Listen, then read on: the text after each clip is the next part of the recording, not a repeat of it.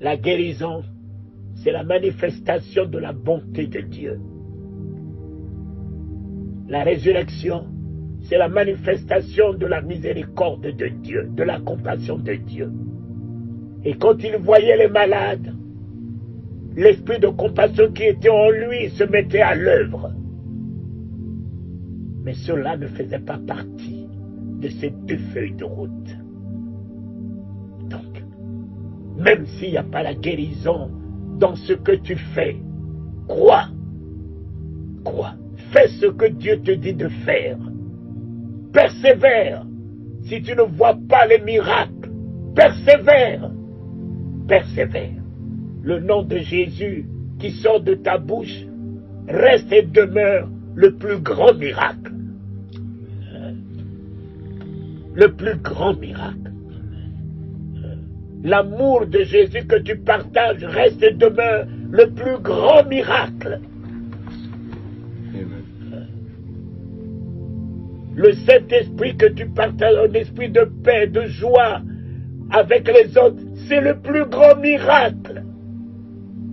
Merci, papa. Merci. Mon fils, c'est ici. C'est ici. Tout est là. Tout est là. Cet homme, pour rentrer là-dedans, il a fait cuire ça 40 jours et 40 nuits dans le désert. Cet homme, mon cher ami, pour affronter la mort, il a passé toute la nuit dans le jardin de Gethsémani avec ça. Il n'y a pas de triomphe en dehors de nos genoux. Il n'y a pas de triomphe en dehors de tes genoux, mon fils.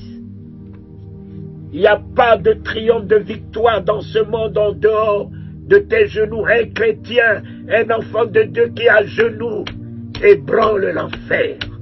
Les démons ne peuvent rien sur lui. Sur lui. Pierre a raté Gethsémani.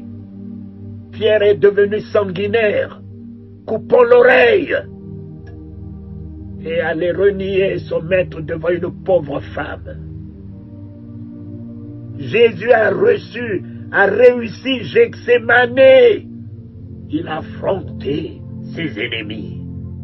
Il a pris Judas dans les bras, le traître, le méchant, l'ennemi.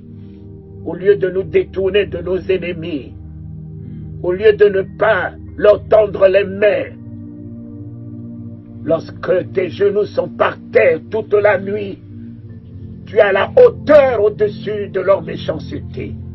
Tu prends de la hauteur au-dessus de leur ingratitude. Tu prends de la hauteur au-dessus. Il a pris Judas, il l'a appelé mon frère. Mon frère.